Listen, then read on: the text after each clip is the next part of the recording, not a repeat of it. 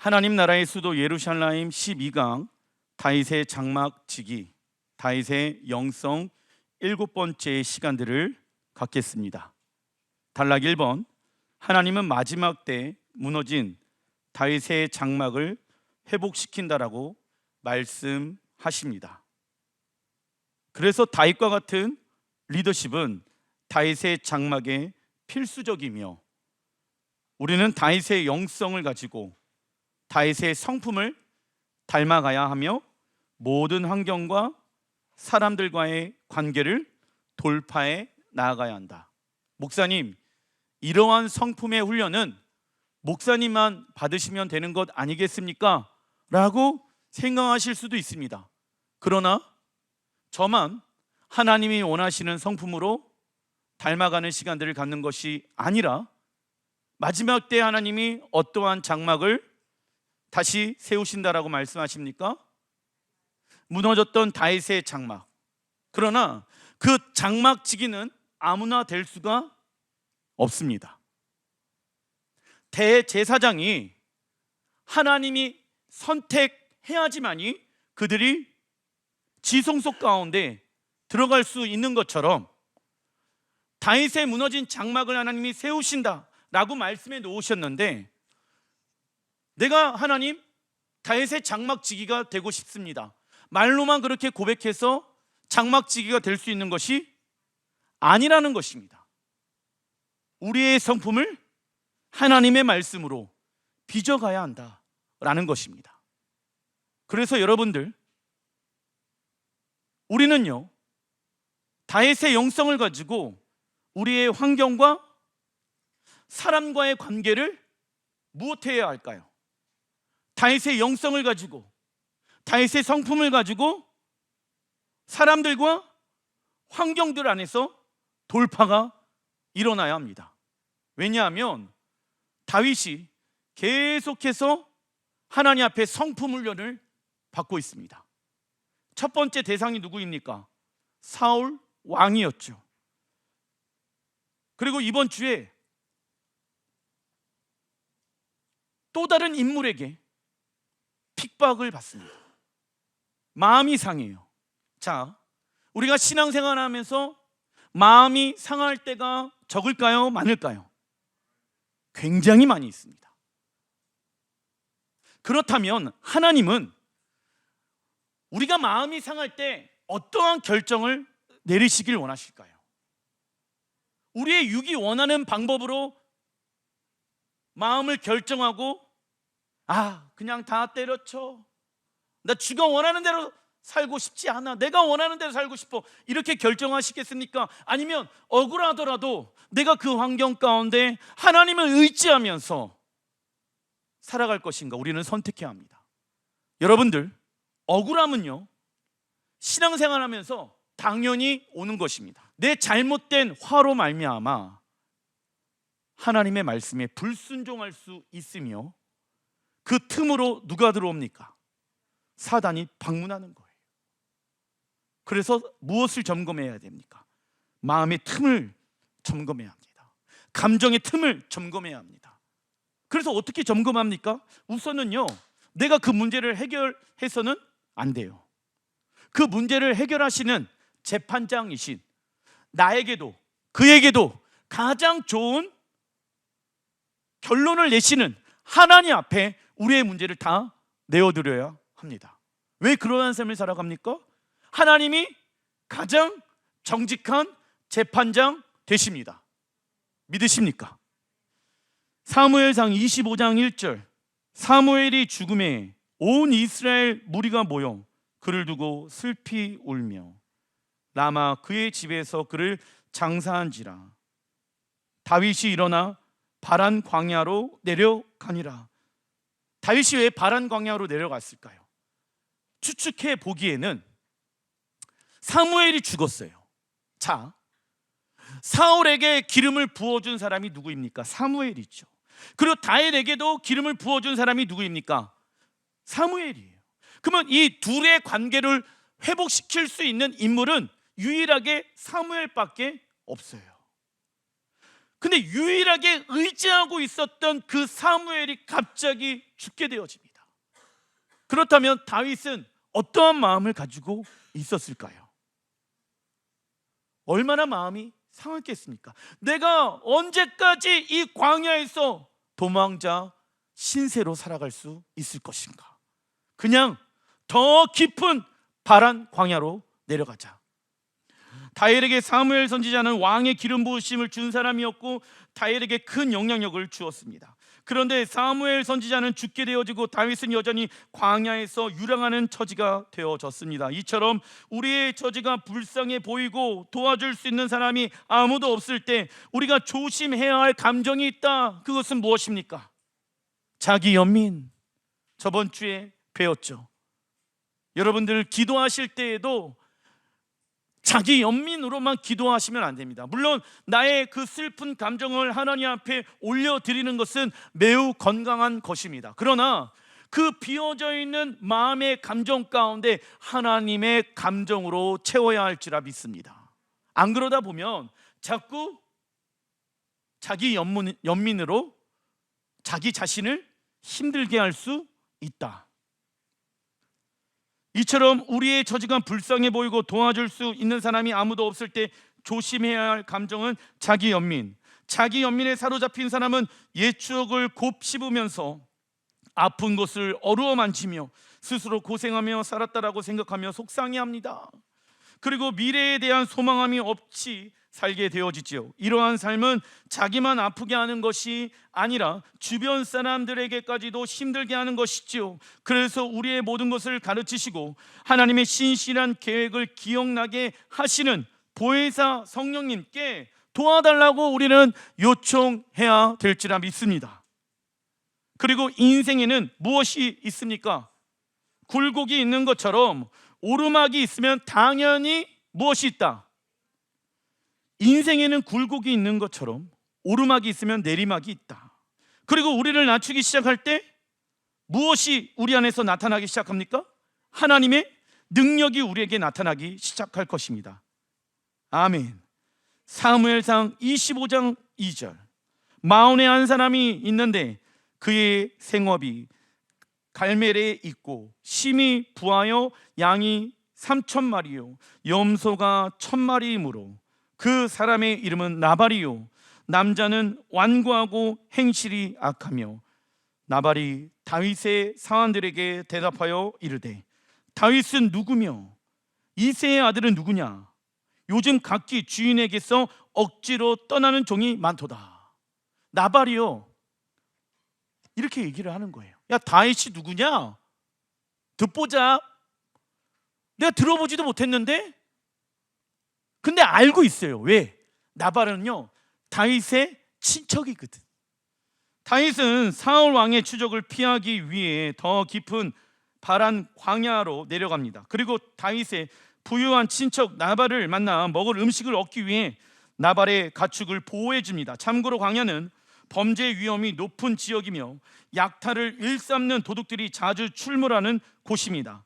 지나가는 사람들을 습격하고 방어할 능력이 없는 주민들을 약탈하기 일쑤였습니다. 그래서 나발의 가축을 보호해 준 다윗은 이에 정당한 보상으로 나발에게 음식을 요구한 것입니다. 그런데 다윗의 정당한 요구에 나발은 악한 성품을 드러내며 다윗을 희롱하고 조롱합니다. 참고로 나발의 뜻은 어리석은이며 이는 히브리어 적어놔 주십시오. 실패하다 라는 단어에서 파생되어졌습니다.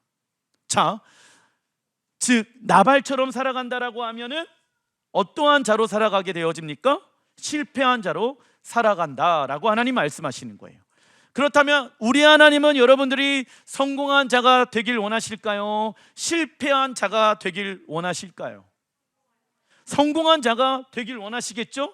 그래서 하나님은 우리의 길을 성공의 길로 인도해 주십니다. 그런데 말이죠, 믿음의 눈으로 봐야지 그것이 성공의 길이 될 수가 있는 거예요. 그러나 환경의 눈으로 보았을 때는 어떠한 길일까요? 실패하는 길이다 라고 생각할 수도 있다. 시편 14편 1절에 나발에 대해서 시편은 자세히 묘사하고 있습니다. 읽어보겠습니다. 시작. 어리석은 자는 그의 마음에 이르기를 하나님이 없다 하는도다. 그들은 부패하고 그의 행실이 가증하니 선을 행하는 자가 없도다. 다 치우쳐 함께 더러운 자가 되고 선을 행하는 자가 없으니 하나도 없도다. 다 치우쳐서 함께 어떠한 자가 되어집니까? 더러운 자. 이게 실패하는 자들의 특징이라는 거예요. 어리석은 자의 특징, 첫 번째, 무엇이 없다라고 말합니까? 하나님은 없다라고 말합니다. 어떤 이는 하나님이 천지를 만드신 것과 자신을 구원하기 위하여 하나님의 아들이신 예수야를 보내신 것을 믿고 싶어도 잘 되지 않는다라고 말합니다. 그 결과 하나님을 거짓말로 하는 자로 만듭니다. 왜냐하면 요한일서 5장 10절, 하나님을 믿지 아니하는 자는 하나님을 거짓말하는 자로 만드나니. 자, 하나님을 믿지 않는 사람들, 그 사람들은요, 하나님을 어떠한 자로 만들어 버립니까? 거짓말하는 자. 천지를 하나님이 만들어 놨다고? 거짓말.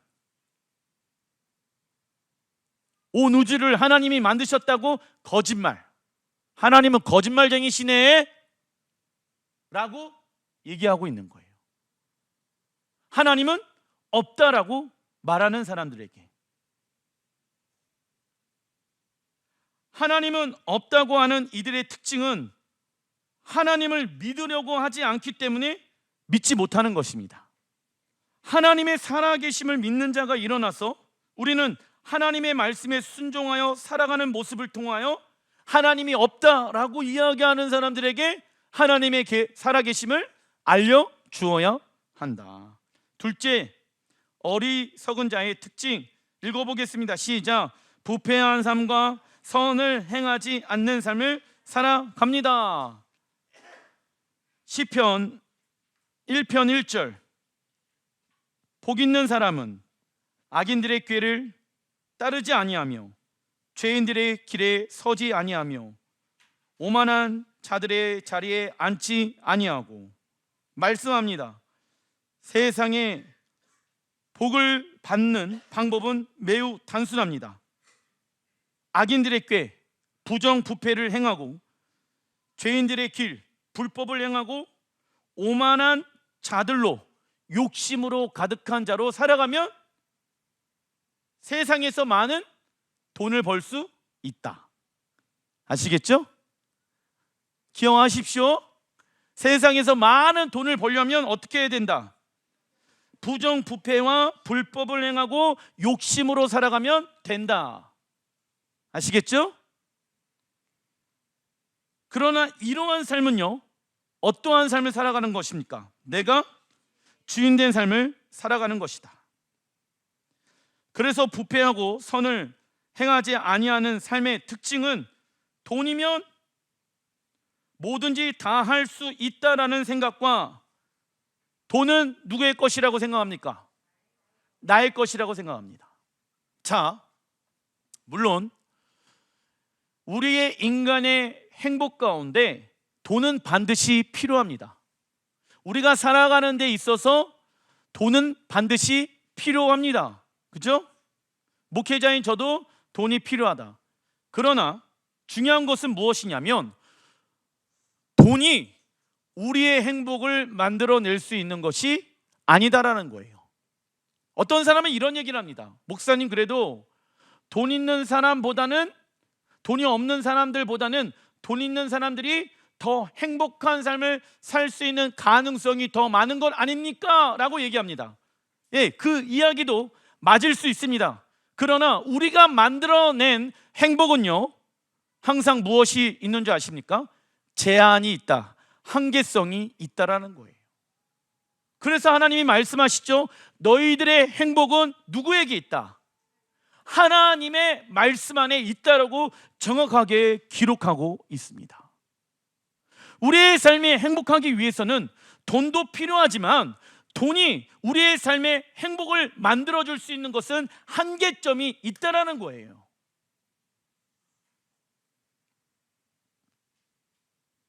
그래서 돈이면 뭐든지 할 수 있다, 돈은 나의 것이라고 생각하는 사람들, 하나님은 그러한 사람들을 어떠한 자라고 말합니까? 실패한 자라고 말합니다. 돈이 아무리 많더라도 부정부패와 불법과 욕심으로 살아가는 자들은 하나님 보시기에 어떠한 사람들이다? 실패한 자이다. 그러면 우리는 어떠한 자가 되어야 하겠습니까? 성공한 자가 되어야 하겠죠. 그러나 하나님은 예수와의 십자가를 통하여 부패한 우리의 마음을 정결케 하시고 물질의 유혹에서 해방시켜 주었습니다. 그리고 하나님은 부패하고 타락한 이 땅을 에덴 동산과 같은 곳으로 회복시키길 원하신다. 그래서 우리에게 성공의 기준이 있어야 되겠죠? 성공의 기준은 무엇입니까? 하나님 사랑, 이웃 사랑 하는 것입니다. 목사님, 왜 하나님을 사랑하고 이웃 사랑하는 게 우리의 성공의 기준이 되어야 합니까? 하나님은 우리를 사랑하는 것에 최고 우선순위를 두셨으며 이는 하나님에게 있어서 가장 큰 일입니다. 우리도 하나님을 사랑하는 것에 우리의 최고 우선순위를 두어야 하며 우리의 성공의 척도로 삼아야 합니다. 왜냐하면 하나님의 나라는 있을까요? 없을까요? 있기 때문에. 내가 그 하나님의 나라에서 성공한 자로 살아가기 위하여 내가 하나님 사랑하고 이웃 사랑하기로 결정하는 것입니다. 그렇다면 질문해 보겠습니다. 실패한 자는 하나님의 나라에 들어갈 수 있을까요?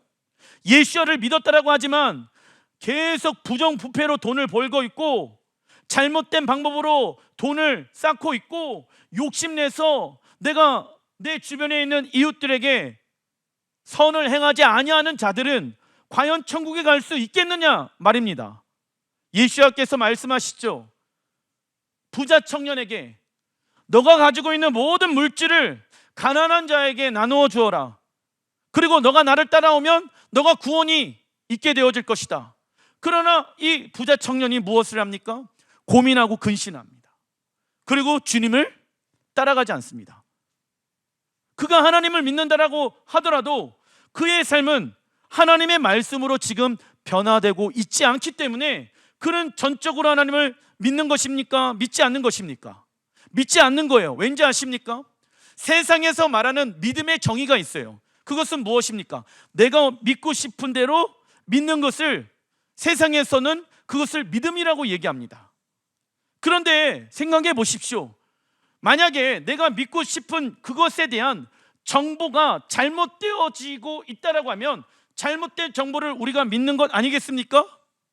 그러면 우리가 믿고 있는 것은 옳은 믿음입니까? 잘못된 믿음입니까? 당연히 잘못된 믿음이 될 수 있다라는 거예요.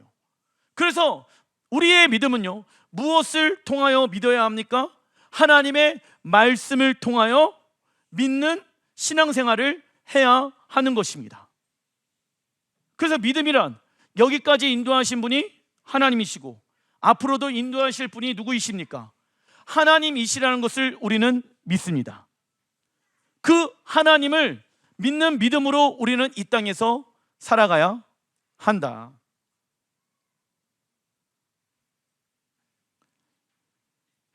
그런데 다윗의 마음 가운데 자그마한 문제가 생기게 되어집니다. 단락 2번 사무엘상 25장 21절. 다윗이 이미 말하기를 내가 이 자의 소유물을 광야에서 지켜 그 모든 것을 하나도 손실이 없게 한 것이 진실로 허사라. 그가 악으로 나의 선을 갚는도다.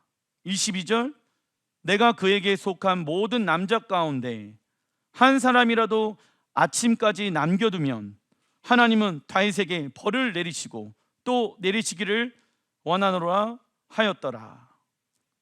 다윗은 하나님과의 관계를 지켜나가기 위해 용서할 수 없었던 사울을 용서하였고 사랑할 수 없었던 사울을 사랑하기로 결정한 자였습니다. 즉 다윗이 사울을 대할 때에는 어떠한 방법으로 대합니까? 하나님의 방법으로 반응하기 시작합니다. 그러나 나발을 대할 때에는 무엇으로 반응합니까? 자기의 연약함으로 반응합니다. 우리는 우리 자신을 믿고 신뢰하기가 어렵지요. 그래서 우리는 복음의 능력을 통해 우리에게 새 생명을 주신 누구를 의지하고 신뢰해야 합니까? 하나님을 의지하고 신뢰해야 합니다. 하지만 다윗 안에 남아있는 상처와 쓴뿌리와 수치심을 통하여 그의 마음은 무너져 버렸습니다. 그 결과 다윗의 분노를 통해 그동안 자신의 감정을 억제하고 하나님의 음성에 귀를 기울이는 부드러운 마음이 돌과 같이 변하게 되어집니다. 히브리서 12장 15절 읽어보겠습니다. 시작. 너희는 하나님의 은혜에 이르지 못하는 자가 없도록 하고 또 쓴뿌리가 나서 괴롭게 하여 많은 사람이 이로 말미암아 더럽게 되지 않게 하며 나와 있죠. 여러분들, 결혼하시기 전에 내 안에 있는 쓴뿌리와 상처를 치유받아야 하는 이유가 뭔지 아십니까? 그 쓴뿌리와 상처가 안 나타날 것 같죠? 결혼하면 알콩달콩 행복하게 잘 살 것 같죠? 아니에요. 성경에 뭐라고 하고 있습니까? 그 쓴뿌리가 많은 사람들을 어떻게 한다? 더럽게 한대, 어렵게 한대, 힘들게 한대. 내가 사랑하는 사람인데 그 사랑하는 사람에게 내가 왜 이렇게 반응할까? 내가 왜 이렇게 말을 할까? 내가 왜 그 사람을 믿지 못하지? 그것은요, 내 안에 있는 무엇입니까? 쓴뿌리로 지금 반응하고 있는 결과인 거예요. 그 결과, 그 상대방을 어떻게 하게 되어집니까?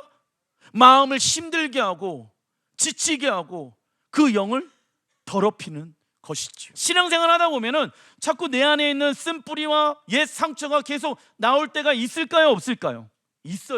있어. 그러면 우리는 그때 어떻게 해야 됩니까? 또 내적 치유 받아야 합니까?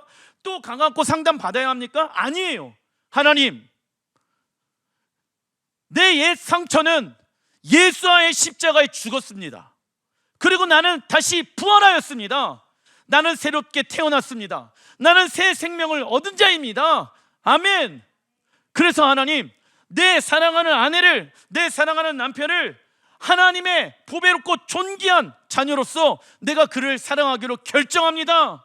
내가 사랑할 수 없는 행동을 나에게 하더라도 하나님, 내가 그 사람을 사랑하기로 결정합니다. 하나님이 나를 사랑해 주셨던 것처럼 내가 그 상대방을 사랑하기로, 용서하기로 결정합니다. 그러한 가정에 무엇이 임할까요? 하나님의 샬롬, 평강이 임하기 시작한다는 거예요. 그런데 헛다리 잡은 거예요. 돈이 우리의 가정에 평화를 만들어 줄 것 같죠? 왜냐? 저희 어렸을 때는요, 부모님이 싸우는 이유 중에 하나가 무엇이었는지 아십니까? 돈이었어요. 대부분 돈 때문에 많이 싸웠어. 그래서 저희 세대는요, 자녀들에게 부족함 없이 돈 때문에 어려움을 주고 싶지 않은 마음이 많이 있어요. 그런데 놀라운 것은 무엇인지 아십니까? 그때보다 지금이 더 훨씬 이혼율이 많다라는 거예요. 다 채워주고 있는데, 돈으로 자식들의 필요를 다 채워주고 있는데, 가정의 필요를 다 채워주고 있는데 훨씬 더 이혼율이 많이 있다라는 거예요. 이유는 무엇일까요? 가정의 평화는 돈으로 지켜낼 수 있는 것이 아니었다라는 게 결론인 것입니다. 우리의 가정은 누가 지켜줘야 합니까? 하나님이지요. 물론 하나님입니다. 그러나 누가 하나님의 말씀에 순종하기로 노력하고 애를 써야 합니까? 누가? 내가. 나는 아무것도 안 하면서 하나님이 그냥 우리 가정 가운데 샬롬을 풀어내길 원하십니까? 그런 일은 일어나지 않습니다. 내가 하나님 앞에 아무런 순종도 하지 않고 내 화를, 내 분노를 내가 지금 추스려야 되는데 그러지 아니하고 닭꼬라지 내고 싶은 대로 살아가고, 그렇게 하면 그 가정이 평화가 오겠습니까? 아니겠죠. 목사님, 이 사람이 먼저 잘못했다니까요. 예, 알아요. 그러나 하나님이 뭐라고 말씀하십니까? 내가 너를 용서한 것처럼 그를 용서해 줄 수 있겠니? 너를 통해서 나의 사랑과 나의 샬롬이 너희 가정 가운데 풀어지길 원한단다. 예, 주님, 내가 그렇게 하겠습니다. 그럴 때 하나님이 은혜와 능력을 주셔갖고 우리의 순종에 갑절의 능력이 풀어지기 시작한다라는 거예요. 그런데 하나님 앞에 와갖고, 하나님, 우리의 가정 평화케 해주십시오, 기도한다고 해갖고 우리의 가정에 평화가 올 수 있겠습니까? 아니에요. 기도만 해서 되는 게 맞다 아니다. 아니라는 것을 여러분들이 아셔야 합니다. 그래서 쓴뿌리를 가지고 있는 사람들은 성령의 열매를 맺을 수가 없다. 쓴뿌리에서 흘러나오는 쓴물은 자신만을 괴롭히는 것이 아니라 전염성이 있어서 많은 사람들을 힘들게 하지요. 이 시대 많은 이들이 트라우마라는 병에 사로잡혀 있습니다. 과거의 상처와 어려움에 현재의 삶에 영향을 주면서 비슷한 상황이 내게 벌어지게 되어지면 몸이 반응해서 호흡이 심해지고 소화가 잘 되어지지 않고 힘들어하는 현상을 말하지요. 그러나 우리가 과거와 옛 상처는 예수와의 십자가에 끝났다는 것을 기억하십시오. 만약 육체가 아직까지도 반응하고 있다라고 하면은 우리는 그것과 싸우기로 무엇을 해야 합니까? 결정해야 되는 거예요. 하나님, 내 이 잘못된 성격 때문에 우리 애들이, 우리 부모님이, 내 사랑하는 사람이 힘들어하고 있습니다. 하나님, 그런데 내 힘으로 잘 되지 않습니다. 하나님 도와주십시오 라고 기도하는 게 맞지 않겠습니까? 하나님은 우리가 약할 때 강함을 주시는 분이십니다. 그리고 이때 나발의 아내 아비가일이 그의 앞에 무릎을 꿇음으로 다윗의 길을 막게 되어집니다. 사무엘상 25장 3절, 그의 아내의 이름은 아비가일이라. 그 여자는 총명하고 용모가 아름다우나. 총명, 하나님의 말씀을 가지고 있는 자. 아름답다, 외모가 아름답다라고 말하고 있죠. 어머, 엄청나게 이뻤나 봐, 쌍꺼풀이 있었나 봐, 코가 어떻게 썼나 봐. 그 아름다움을 얘기하는 게 아니에요. 하나님의 말씀으로 아름답게 변화되어진 형상을 지금 얘기하고 있는 거예요. 그렇죠? 외모가 아름다운 사람을 얘기하는 게 아니라, 그렇죠? 우리는 다 은혜롭게 생겼습니다. 자, 나발의 아내 아비가일은 총명하고 하나님의 성품을 닮은 아름다운 신부였습니다. 참고로 하나님의 성품을 알지 못하는 이들의 특징이 뭔지 아십니까? 적어놔 주십시오. 부족함. 하나님을 잘 알지 못하는 사람들 항상 무엇이 있다? 부족함이 있다. 왠지 아십니까? 나발은 지금요, 양도 몇천 마리, 염소도 몇천 마리야. 그러면 엄청나게 많은 부를 가지고 있잖아. 만수르야 만수르. 그런데 그 돈 얼마가 된다고 다윗에게 먹을 거 그거 주지 못하냐고. 그런데 아비가일은 돈이 없더라도 항상 하나님 앞에 감사와 영광이 넘쳐났다. 항상 풍성했다라는 거예요. 그러나 여호와의 성품을 아는 자는 지금의 상황이 부족하더라도 어제와 오늘 내일을 주관하시고 다스리시는 하나님을 믿기 시작합니다. 그리고 우리의 삶이 하나님을 향하여 기대함과 풍성함 가운데 있게 되어지죠. 그 결과 어디에서부터 자유케 되어집니까? 물질에서부터 자유케 되어집니다. 사랑하는 성도 여러분, 돈이 많이 있는 것은 삶이 편한 것뿐이지 행복한 삶을 살아가는 것이 아닙니다. 사람의 행복은 누구에게 달려있는 것입니까? 여호와 하나님께 달려있는 것입니다. 이처럼 하나님은 화평의 마음을 소유한, 샬롬의 마음을 소유한 아비게일을 사용하셔서 다윗에게 그의 잘못을 보이셨고 악한 행한 일을 막으셨습니다. 왜냐? 다윗이 나발을 죽이는 것은 하나님의 뜻이 맞습니까? 아닙니까? 아니에요, 사실. 왜?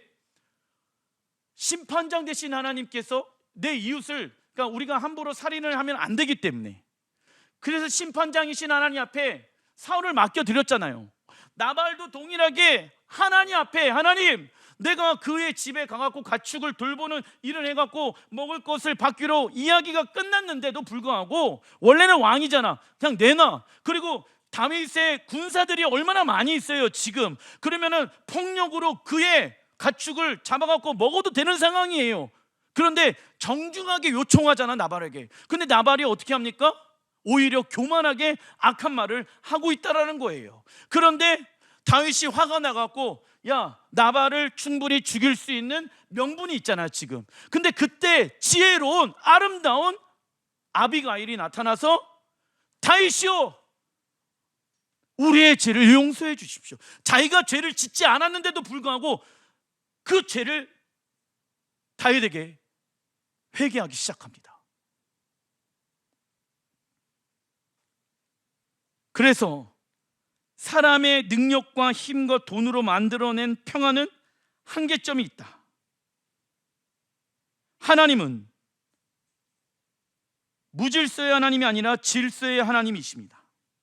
그 질서의 결과는 무엇일까요? 샬롬. 하나님은 이 땅의 모든 질서를 무엇으로 만들어 놓으셨습니까? 하나님의 말씀. 그렇죠? 하나님의 말씀은 실수가 있습니까? 없습니까? 그렇다면 정의란 무엇입니까? 몇 년 전에 정의란 무엇인가 책 굉장히 많이 팔렸지요. 세상에서 말하고 있는 정의와 성경에서 말하고 있는 정의는 완전히 달라요. 적어놔 주십시오. 하나님의 말씀으로 이 땅을 지탱하고 있는 것이 정의이다. 정의로운 삶을 살아간다 라고 했었을 때 법대로 살아가는 것을 정의로운 삶을 살아간다라고 이야기하는 것이 아니라 하나님의 법에 의해 살아가는 자들이 정의로운 삶을 살아가는 것입니다. 할렐루야. 그의 삶 가운데는 그래서 무엇이 있습니까? 그 결과 샬롬. 할렐루야. 그래서 하나님의 나라는 정의로운 나라이며 하나님의 말씀을 통하여 운영되어집니다. 우리가 그 진리 안으로 들어가게 되어지면 그 진리는 우리를 자유케 합니다. 그러나 이 땅의 질서인 하나님의 말씀이 우리의 가정과 직장과 삶 가운데 무너지게 되어진다라고 하면 이 땅에 무엇이 깨어진다? 평화, 샬롬이 깨어지는 거예요. 왜? 내가 주인된 삶을 살아가고 있기 때문에. 마태복음 10장 34절, 내가 세상에 화평을 주러 온 줄로 생각하지 말라. 자, 어떤 사람은 이런 얘기합니다. 목사님, 제가요 교회를 나오는 이유는요 마음의 화평, 평화를 얻기 위함입니다. 제가요 절에 다니는 이유는요 내 마음의 평화를 위해서 옵니다. 그러나 예수님께서 말씀하십니다. 잘못된 방법이야. 나는 너희들에게 화평을 주러 온 것이 아니야. 읽어보겠습니다. 시작. 화평이 아니요 검을 주러 왔노라. 세상에서 말하는 화평, 가정의 화평을 원하니? 직장의 화평을 원하니? 교회의 화평을 원하니? 아니야. 나는 너희에게 검을 주러 왔단다. 하나님의 말씀으로 세워놓지 아니하는 인간이 만들어놓은 모든 화평은 다 무너져야 된다. 검은 하나님의 말씀을 의미하잖아요. 37절. 그래서 주님이 말씀하십니다. 아버지나 어머니를 나보다 더 사랑하는 자는 내게 합당하지 아니하고 아들이나 딸을 나보다 더 사랑하는 자도 내게 합당하지 아니하며. 나와 있죠? 목사님, 그 부모님을 내가 사랑해야지, 내가 우리 자식들을 더 사랑해야 되는 거 아니겠습니까? 그러다 보면은 그 부모와 자식을 통하여서 우리의 가정에 화평이 올 거라고 믿기 때문에 더 많은 시간과 재정을 우리 부모와 자식들에게 우리는 쏟습니다. 그러나 사람이 만들어낸 평화는 한계점이 있다. 예수와는 우리의 가족이 우리의 평화를 만들어주는 도구가 되지 말라라고 말씀하십니다. 그래서 부모님들이 이런 얘기 있어요. 자식들에게, 야, 너가 우리의 기둥이 될 것이다. 너가 우리의 집안을 일으킬 것이다.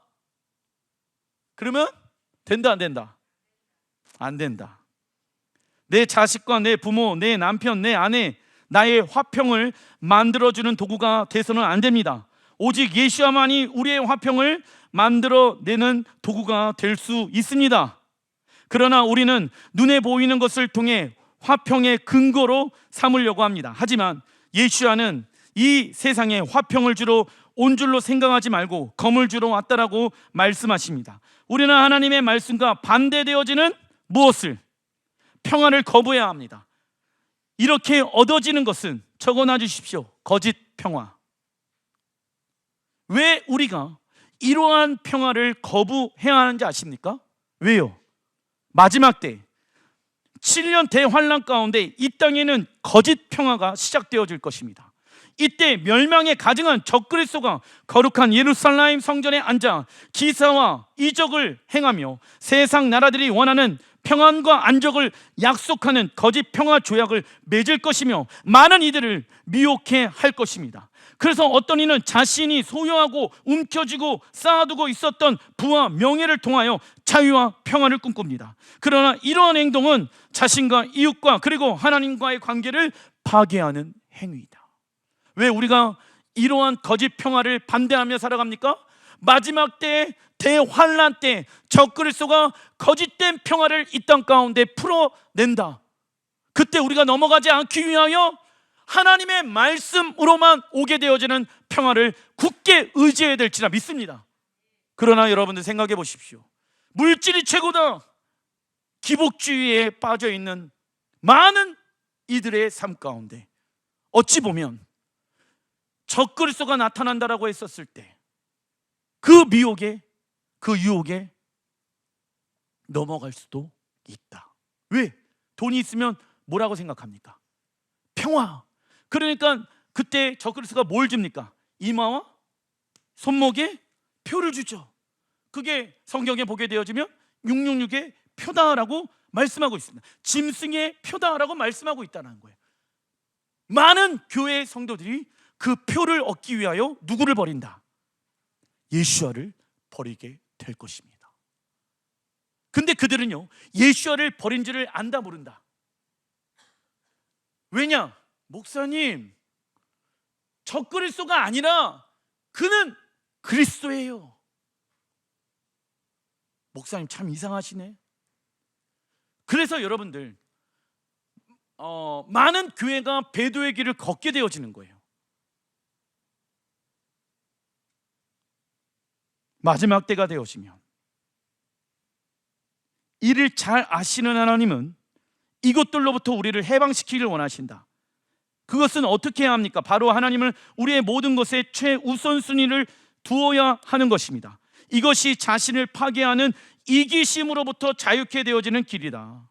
이때 우리 안에는 주님을 모시게 되므로 말할 수 없는 무엇이 넘쳐납니까? 평안과 감사가 넘쳐나게 되는 것이다.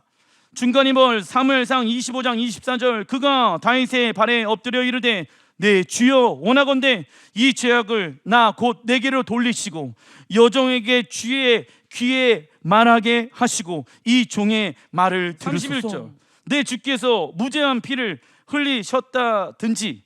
뭐냐면 다윗이요, 당신이 지금 문제가 있어서 그러는 게 아니라 무죄한 죄를 범하지 마십시오, 이 얘기를 하는 거야. 지금 괜히 나발 아무것도 아니에요, 다윗 왕이요, 이거 그냥 아무것도 아니거든요. 그러니까 괜히 죄 짓지 마시고요, 내 주께서 친히 보복하셨다든지 함으로 말미암아 슬퍼하실 것도 없고 그냥 하나님께서 보복하실 거예요. 마음 상해하지 마십시오. 내 주의 마음에 걸리는 것도 없으시리니 다만 여호와께서 내 주를 후대하실 때 원하건대 내 주의 여정을 생각하소서 하니라. 만약에 하나님이 어떠한 생각을 주시면 저를 긍휼히 여겨 주십시오. 33절 또 내 지혜를 칭찬할지며. 다윗이 아비가일의 지혜를 칭찬합니다. 또 내게 복이 있을지로다. 오늘 내가 피를 흘릴 것과 친히 복수하는 것을 내가 막았느니라. 아멘. 아비가일은 자신의 남편의 행동을 변명하지 아니하고 그가 다윗에게 부당한 대우를 한 것에 책임을 인정합니다. 잠언서 28장 13절 읽어보겠습니다. 시작. 자기의 죄를 숨기는 자는 형통하지 못하나 죄를 자복하고 버리는 자는 불쌍히 여김을 받으리라. 아멘. 자, 무엇을 숨기는 자는 하나님 앞에 형통할 수 없다.